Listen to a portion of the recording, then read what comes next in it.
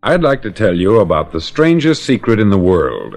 Not long ago, Albert Schweitzer, the great doctor and Nobel Prize winner, was being interviewed in London, and a reporter asked him, "Doctor, what's wrong with men today?" The great doctor was silent a moment, and then he said, "Men simply don't think." And it's about this that I want to talk with you. We live today in a golden age. This is an era that man has looked forward, dreamed of, and worked toward for thousands of years. But since it's here, we pretty well take it for granted.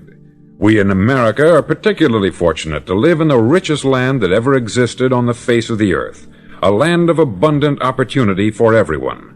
But do you know what happens? Let's take 100 men who start even at the age of 25. Do you have any idea what will happen to those men by the time they're 65? These 100 men who all start even at the age of 25 believe they're going to be successful. If you asked any one of these men if he wanted to be a success, he'd tell you that he did. And you'd notice that he was eager toward life, that there was a certain sparkle to his eye, an erectness to his carriage, and life seemed like a pretty interesting adventure to him. But by the time they're 65, 1 will be rich, 4 will be financially independent, 5 will still be working, 54 will be broke. Now think a moment. Out of the 100, only 5 make the grade. Why do so many fail? What has happened to the sparkle that was there when they were 25? What's become of the dreams, the hopes, the plans? And why is there such a large disparity between what these men intended to do and what they actually accomplished? When we say about 5% achieve success, we have to define success. And here's the definition. Success is the progressive realization of a worthy ideal.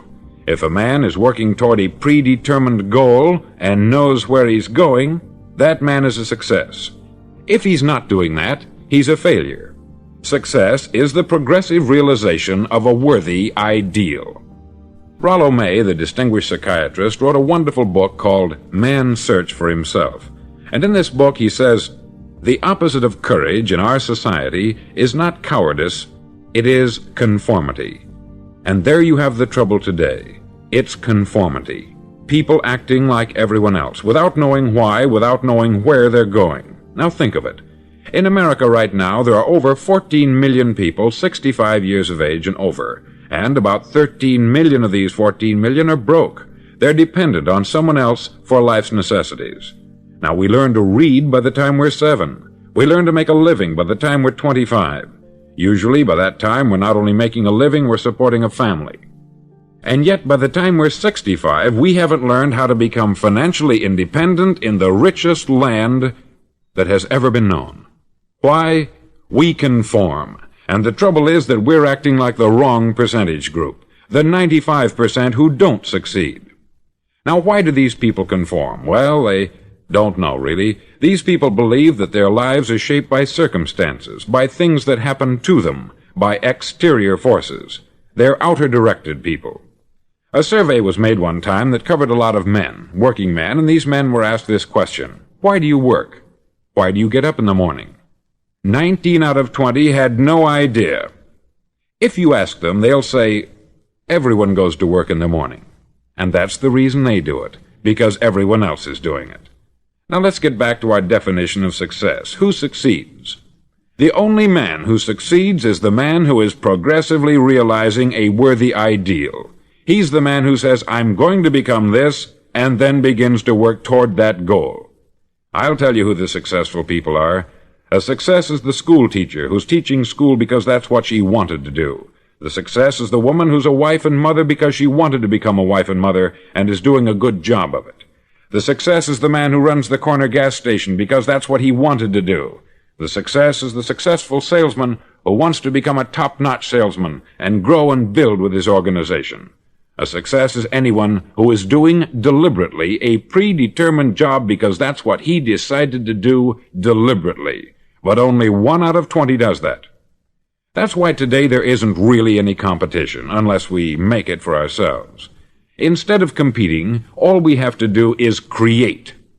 Now, for 20 years, I looked for the key which would determine what would happen to a human being. Was there a key I wanted to know which would make the future a promise that we could foretell to a large extent?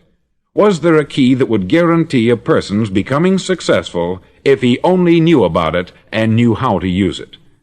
Well, there is such a key, and I've found it. Have you ever wondered why so many men work so hard and honestly without ever achieving anything in particular, and others don't seem to work hard and yet seem to get everything? They have the magic touch. You've heard them say that about someone. Everything he touches turns to gold. And have you ever noticed that a man who becomes successful tends to continue to become successful, and on the other hand, have you noticed how a man who is a failure tends to continue to fail? It's because of goals. Some of us have them, some don't. People with goals succeed because they know where they're going. Now think of a ship leaving a harbor, and think of it with the complete voyage mapped out and planned. The captain and crew know exactly where it's going and how long it will take. It has a definite goal. 9,999 times out of 10,000 it will get to where it started out to get. Now let's take another ship, just like the first, only let's not put a crew on it, or a captain at the helm. Let's give it no aiming point, no goal, no destination. We just start the engines and let it go. I think you'll agree with me that if it gets out of the harbor at all, it will either sink or wind up on some deserted beach a derelict. It can't go any place because it has no destination and no guidance. It's the same with a human being. Take the salesman, for example. There is no other person in the world today with the future of a good salesman. Selling is the world's highest paid profession, if we're good at it, and if we know where we're going. Every company needs top-notch salesmen, and they reward those men. The sky is the limit for them. But how many can you find? Someone once said, "The human race is fixed, not to prevent the strong from winning, but to prevent the weak from losing." The American economy today can be likened to a convoy in time of war. The entire economy is slowed down to protect its weakest link, just as the convoy had to go at the speed that would permit its slowest vessel to remain in formation. That's why it's so easy to make a living today. It takes no particular brains or talent to make a living and support a family today. So we have a plateau of so-called security, if that's what a person's looking for. But we do have to decide how high above this plateau we want to aim for. Now let's get back to the strangest secret in the world, the story that I wanted to tell you today. Why do men with goals succeed in life, and men without them fail? Well, let me tell you something which, if you really understand it, will alter your life immediately. If you understand completely what I'm going to tell you from this moment on, your life will never be the same again. You'll suddenly find that good luck just seems to be attracted to you. The things you want just seem to fall in line. And from now on, you won't have the problems, the worries, the gnawing lump of anxiety that perhaps you've experienced before. Doubt, fear, well, they'll be things of the past. Here's the key to success, and the key to failure. We become what we think about. Now let me say that again. We become what we think about. Throughout all history, the great wise men and teachers, philosophers and prophets have disagreed with one another on many different things. It is only on this one point that they are in complete and unanimous agreement. Listen to what Marcus Aurelius, the great Roman emperor, said. He said, "A man's life is what his thoughts make of it." Disraeli said this, "Everything comes if a man will only wait. I have brought myself by long meditation to the conviction that a human being with a settled purpose must accomplish it, and that nothing can resist a will that will stake even existence for its fulfillment." Ralph Waldo Emerson said this, "A man is what he thinks about all day long." William James said, "The greatest discovery of my generation is that human beings can alter their lives by altering their attitudes of mind." And he also said, "We need only in cold blood act as if the thing in question were real, and it will become infallibly real by growing into such a connection with our life that it will become real. It will become so knit with habit and emotion that our interest in it will be those which characterize belief." He also said this, "If you only care enough for a result, you will almost certainly attain it. If you wish to be rich, you will be rich. If you wish to be learned, you will be learned. If you wish to be good, you will be good." Only you must then really wish these things, and wish them exclusively, and not wish at the same time 100 other incompatible things just as strongly. In the Bible you read, in Mark 9:23, "If thou canst believe, all things are possible to him that believeth." Dr. Norman Vincent Peale said this, "This is one of the greatest laws in the universe. Fervently do I wish I had discovered it as a very young man. It dawned upon me much later in life, and I found it to be one of the greatest, if not my greatest discovery, outside of my relationship to God. And the great law, briefly and simply stated, is that if you think in negative terms, you'll get negative results. If you think in positive terms, you will achieve positive results. That is the simple fact which is at the basis of an astonishing law of prosperity and success. In 3 words, believe and succeed." William Shakespeare put it this way, "Our doubts are traitors, and make us lose the good we oft might win, by fearing to attempt." George Bernard Shaw said, "People are always blaming their circumstances for what they are. I don't believe in circumstances. The people who get on in this world are the people who get up and look for the circumstances they want, and if they can't find them, make them." Well, it's pretty apparent, isn't it? And every person who discovered this for a while believed that he was the first one to work it out. We become what we think about. Now, it stands to reason that a person who's thinking about a concrete and worthwhile goal is going to reach it, because that's what he's thinking about. And we become what we think about. Conversely, the man who has no goal, who doesn't know where he's going, and whose thoughts must therefore be thoughts of confusion and anxiety and fear and worry, becomes what he thinks about. His life becomes one of frustration, fear, anxiety, and worry. And if he thinks about nothing, he becomes nothing. Now, how does it work? Why do we become what we think about? Well, I'll tell you how it works as far as we know. Now, to do this, I want to tell you about a situation that parallels the human mind. Suppose a farmer has some land, and it's good, fertile land. Now, the land gives the farmer a choice. He may plant in that land whatever he chooses. The land doesn't care. It's up to the farmer to make the decision. Now, remember, we're comparing the human mind with the land, because the mind, like the land, doesn't care what you plant in it. It will return what you plant, but it doesn't care what you plant. Now, let's say that the farmer has 2 seeds in his hand. One is a seed of corn, the other is nightshade, a deadly poison. He digs 2 little holes in the earth, and he plants both seeds, one corn, the other nightshade. He covers up the holes, waters, and takes care of the land, and what will happen? Invariably, the land will return what is planted. As it's written in the Bible, "As ye sow, so shall ye reap." Remember, the land doesn't care. It will return poison in just as wonderful abundance as it will corn. So up come the 2 plants, one corn, one poison. Now, the human mind is far more fertile, far more incredible and mysterious than the land, but it works the same way. It doesn't care what we plant. Success, failure. A concrete, worthwhile goal, or confusion, misunderstanding, fear, anxiety, and so on. But what we plant, it will return to us. You see, the human mind is the last great unexplored continent on the earth. It contains riches beyond our wildest dreams. It will return anything we want to plant.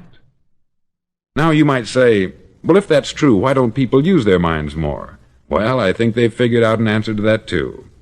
Our mind comes as standard equipment at birth. It's free, and things that are given to us for nothing we place little value on. Things that we pay money for, we value. The paradox is that exactly the reverse is true. Everything that's really worthwhile in life came to us free. Our mind, our soul, our body, our hopes, our dreams, our ambitions, our intelligence, our love of family and children and friends. All these priceless possessions are free, but the things that cost us money are actually very cheap and can be replaced at any time. A good man can be completely wiped out and make another fortune. He can do that several times. Even if our home burns down, we can rebuild it, but the things we got for nothing, we can never replace.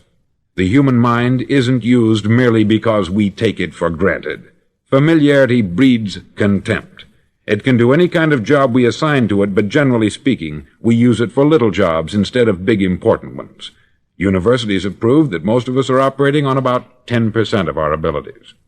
Decide now. What is it you want? Plant your goal in your mind. It's the most important decision you'll ever make in your entire life. Do you want to be an outstanding salesman, a better worker at your particular job? Do you want to go places in your company, in your community?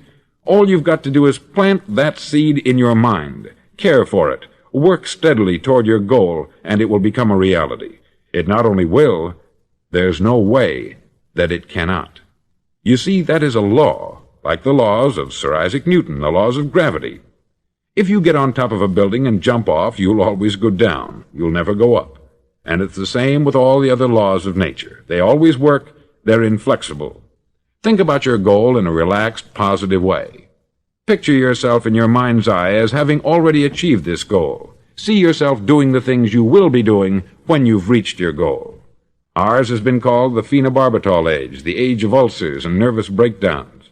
At a time when medical research has raised us to a new plateau of good health and longevity, far too many of us worry ourselves into an early grave trying to cope with things in our own little personal ways, without learning a few great laws that will take care of everything for us.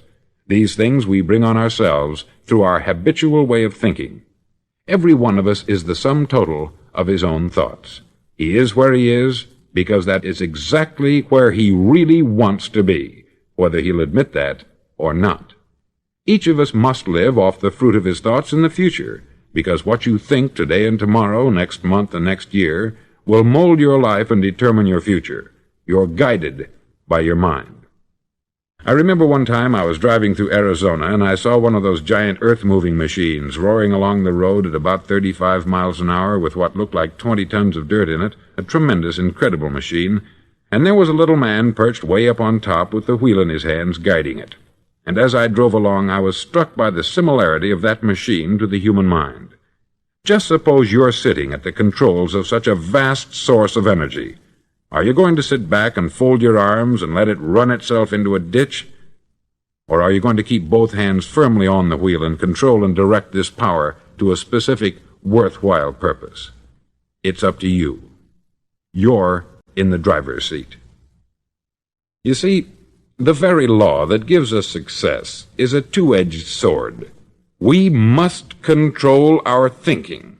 The same rule that can lead a man to a life of success, wealth, happiness, and all the things he's ever dreamed of for himself and his family, that very same law can lead him into the gutter. It's all in how he uses it, for good or for bad. This is the strangest secret in the world. Now, why do I say it's strange, and why do I call it a secret? Actually, it isn't a secret at all. It was first promulgated by some of the earliest wise men, and it appears again and again throughout the Bible. But very few people have learned it, understand it. That's why it's strange, and why, for some equally strange reason, it virtually remains a secret. I believe that you could go out and walk down the main street of your town and ask one man after another what the secret of success is, and you probably wouldn't run into one man in a month who could tell you. Now, this information is enormously valuable to us, if we really understand it and apply it. It's valuable to us not only for our own lives, but the lives of those around us, our family, employees, associates, and friends.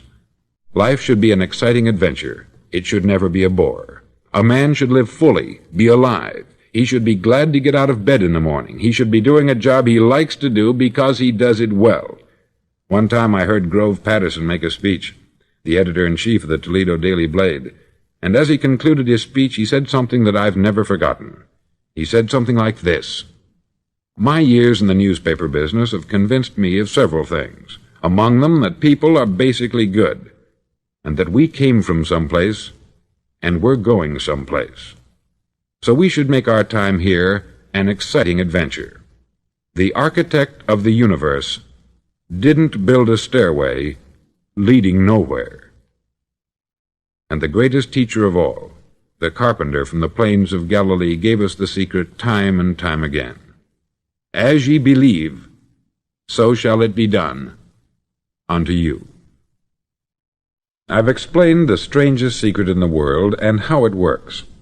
Now I want to explain how you can prove to yourself the enormous returns possible in your own life by putting this secret to a practical test. I want you to make a test that will last 30 days. Now it isn't going to be easy.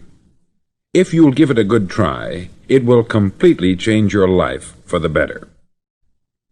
Back in the 17th century, Sir Isaac Newton, the English mathematician and natural philosopher, gave us some natural laws of physics which apply as much to human beings as they do to the movement of bodies in the universe. Now, one of these laws is that for every action, there is an equal and opposite reaction. Simply stated, as it applies to you and me, it means we can achieve nothing without paying the price. The results of your 30-day experiment will be in direct proportion to the effort you put forth. To be a doctor, you must pay the price of long years of difficult study. To be successful in selling, and remember that each of us succeeds to the extent of his ability to sell, selling our families on our ideas, selling education in schools, selling our children on the advantages of living the good and honest life, selling our associates and employees on the importance of being exceptional people, to, of course, the profession of selling itself. But to be successful in selling our way to the good life, we must be willing to pay the price. Now, what is that price? Well, it's many things.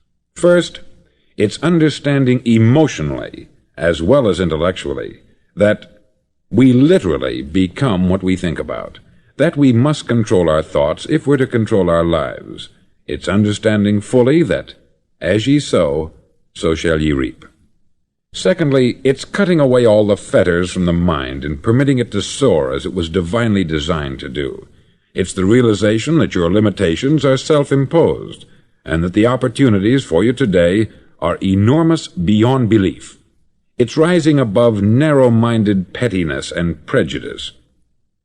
Thirdly, to use all your courage to force yourself to think positively on your own problem, to set a definite and clearly defined goal for yourself, to let your marvelous mind think about your goal from all possible angles, to let your imagination speculate freely upon many different possible solutions, to refuse to believe there are any circumstances sufficiently strong to defeat you in the accomplishment of your purpose, to act promptly and decisively when your course is clear, and to keep constantly aware of the fact that you are, at this moment, standing in the middle of your own acre of diamonds, as Russell Conwell used to point out. Fourth, save at least 10% of what you earn. It's also remembering that no matter what your present job, it has enormous possibilities if you're willing to pay the price. Important points in the price each of us must pay to achieve the wonderful life that can be ours. It is, of course, worth any price. 1. You will become what you think about. 2. Remember the word imagination. Let your mind soar. 3. Courage.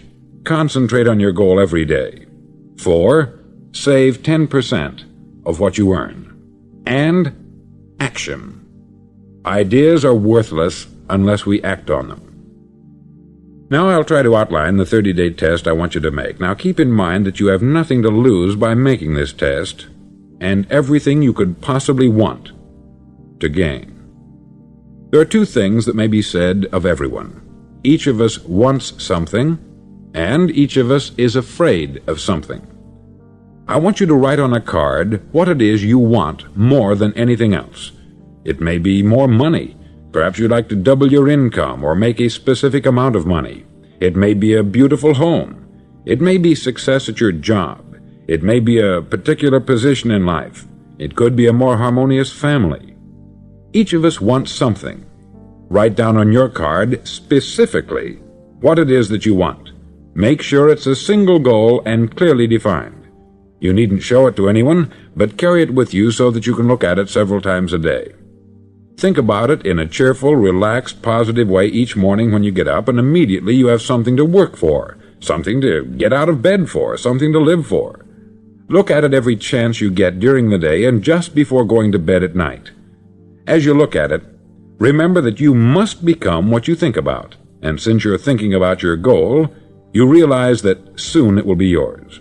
In fact, it's yours really the moment you write it down and begin to think about it.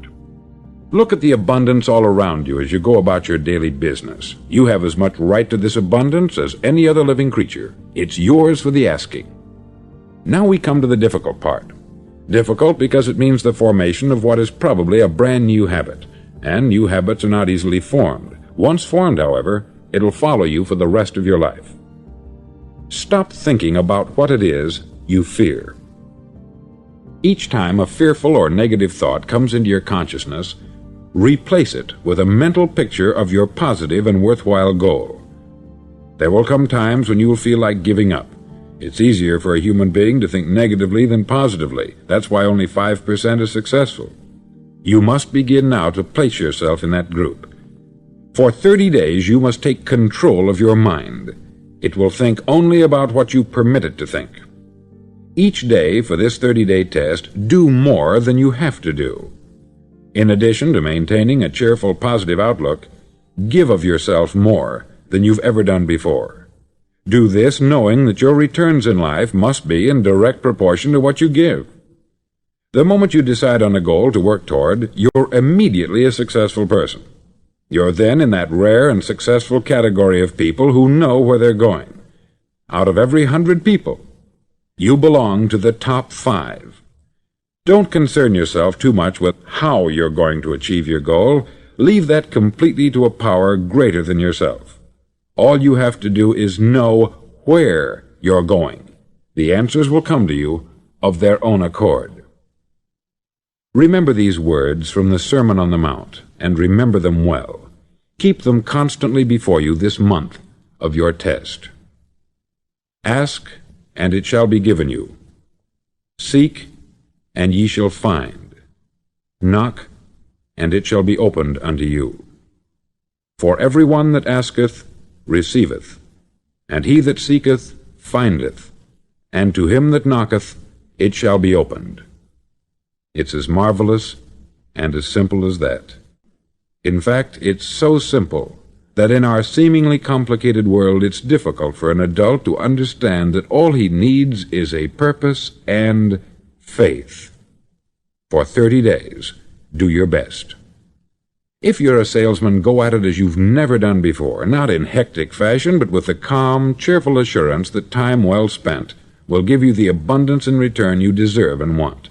No matter what your job, do it as you've never done it before for 30 days. And if you've kept your goal before you every day, you'll wonder and marvel at this new life you've found. Dorothea Brand, outstanding editor and writer, discovered it for herself and tells about it in her fine book, Wake Up and Live. Her entire philosophy is reduced to the words, act as though it were impossible to fail. She made her own test with sincerity and faith, and her entire life was changed to one of overwhelming success. Now you make your test for 30 full days. Don't start your test until you've made up your mind to stick with it. You see, by being persistent, you're demonstrating faith. Persistence is simply another word for faith. If you didn't have faith, you would never persist. If you should fail during your first 30 days, by that I mean suddenly find yourself overwhelmed by negative thoughts, you've got to start over again from that point and go 30 more days. Gradually your new habit will form, until you find yourself one of that wonderful minority to whom virtually nothing is impossible. Don't forget the card. It's vitally important as you begin this new way of living.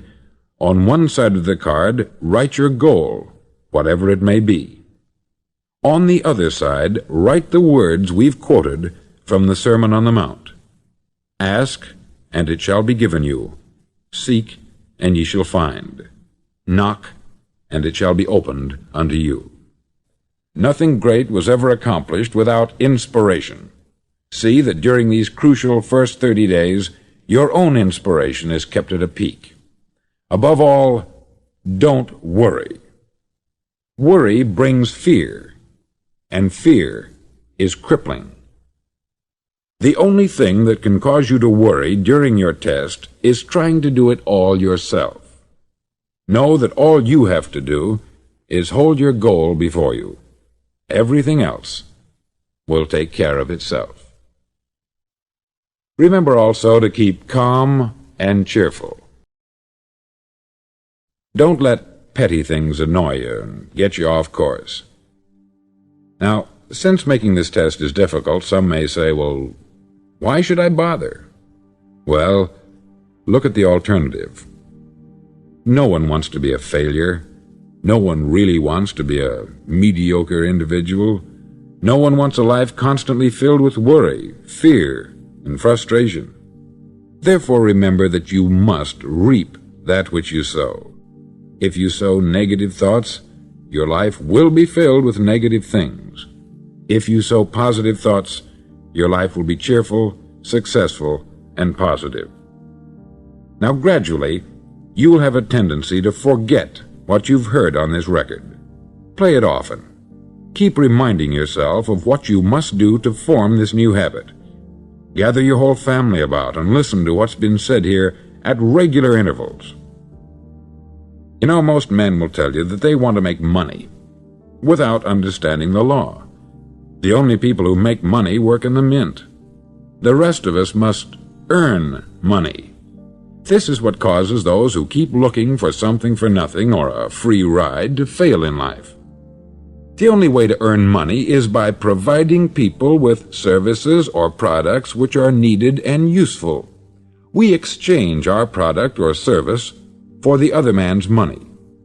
Therefore, the law is that our financial return will be in direct proportion to our service. Success is not the result of making money. Making money is the result of success, and success is in direct proportion to our service. Most people have this law backwards. They believe that you're successful if you earn a lot of money. The truth is that you can only earn money after you're successful. It's like the story of the man who sat in front of the stove and said to it, "Give me heat, and then I'll add the wood." How many men and women do you know, or do you suppose there are today, who take the same attitude toward life? There are millions. We've got to put the fuel in before we can expect heat. Likewise, we've got to be of service first before we can expect money. Don't concern yourself with the money. Be of service.